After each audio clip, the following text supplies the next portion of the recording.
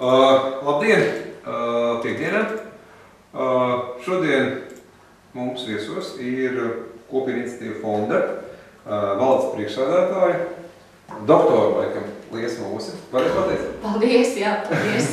Jā, un līdz ar to šodien mums sarunas tēma būs par to, kas ir Kopienu iniciatīva fonds, ko viņš dara.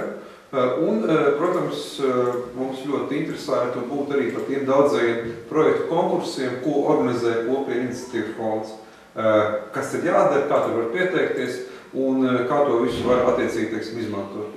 Varbūt pasaka vēl tā, kā tu man to teici, ka Kopienu iniciatīva fonds, tas ir tāda organizācija, kas tieši uz mazajiem projektiem ļoti vērsta. Tas nozīmē tieši mūsu skatītāji, kas ir ļoti tieši tā, vienkārši, kurā gadījumā tad šī organizācija ir vērsta uz tādiem ļoti maziem projektiem, daudz dažādu projekti.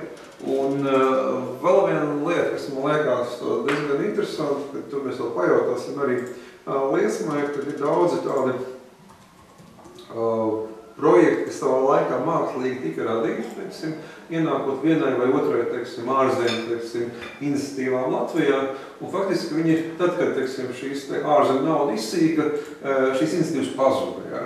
Un šajā gadījumā ir viens no piemēriem, kad faktiski ienākot jau labu laiku atpakaļ vienā no šīm naudiņām, faktiski naudiņa vairs sen nav un ārzemju nav, bet iniciatīva ir palikusi vispār. Līdz ar to šajā gadījumā šis viens no tiem labajiem piemēriem, kas nodrošina kaut kādu ilgtspēju. Bet varbūt lūgtu Liesmu izstāst, lūdzu, varbūt sākumā no vēstures tomēr, ja? Kas tas īsti ir, kā radās šis Kopienu iniciatīva fonds, un pēc tam arī, ko jūs darat un kas Lācītiem jādara. Jā, paldies. Es noteikti stāstīšu par vēsturi, bet pirms es ķeros klāt vēsturiem un gribētos pateikt, jā, kas tad mēs esam.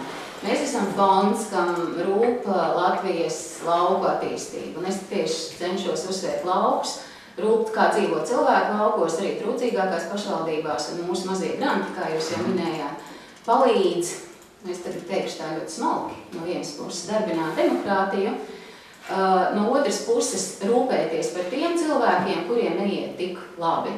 Un turklāt varbūt atšķirībā no citiem fondiem, kas vāc ziedojumus, profesionāli, smuki un veiksmīgi vāc ziedojumus, tā mūsu rūpe izpaužās mazajos grantos, lai spēcinātu cilvēkus vienā ciematā, vienā nelielā pagastā, lai viņi palīdzētu tiem citiem, tiem, kam iet grūtāk, lai tie vietēji aktīvisti saprastu, ka, hei, tā ir mana atbildība, nevar visu laiku gaidīt no pašvaldības un valsts. Tā kā ļoti vienkāršos vārdos tā mūsu misija ir tāda. Un ja jūs skatāties mūsu programmas vai palīdzēsim māmiņai vai īpaši atbalsts senioriem, nu tad skaidrs, ka tās ir tās mērķa grupas, nu, jaunās māmiņas reizēm vientuļās, un tātad veci cilvēki, kam varbūt neiet tik labi. Un ja vietējie cilvēki var palīdzēt ar mūsu nelielo naudas izlietojumu, tad ir lieliski. Jā, par vēsturi. Paldies, Uldis jau minēja. Nu, tā vēsture ir gan sena, gan drīz vai tikpat sena, cik Latvijas neatkarība. Jo pārunas sākās 1992. gadā un 1994. gadā Latvijā nonāca Karalienes Juliānas fonda līdzekļi. Viena otra organizācija laukos atcerās Karalienes Juliānas fondu, atcerās tādā veidā, ka viņi saņēma naudu remontiem, pamatlīdzekļu iegādēji, kas reizēm bija lifta ierīkošana. Nu, lifta nepacēlā ierīkošana cilvēkiem ar īpašām vajadzībām. Krāsnes mūrēšana, transporta līdzekļu iegāde, piemēram, invalīdu pārvadāšanai un tālāk. Un toreiz Juliānas fonds kā bagāts fonds, Nīderlandes fonds, kurš barojās ļoti interesantā veidā un par ko mēs varētu tikai sapņot, viņi gūs līdzekļus 1% no nacionālās loterijas. Un tas nozīmē, kā jūs saprotiet, cilvēki tos loterijas biļetes pērk. Nu, tur atkal psihologiem jāprasa, kādi ir tie mehānismi, kāpēc viņi pērk, visās valstīs tas notiek un līdz ar to tā finanses plūsma neizsīks. Un Juliānas fonda līdzekļi bija 10 000 latu un 15 000 latu, tā kā viena otra nevalstiskā organizācija tā smuki nostiprinājās tajā laikā. Mainījās fonda nosaukumi 2000 gadu Juliānas fondu pārdēvēja par Karalienes Juliānas fondu pārdēvēja par Arāņu fondu.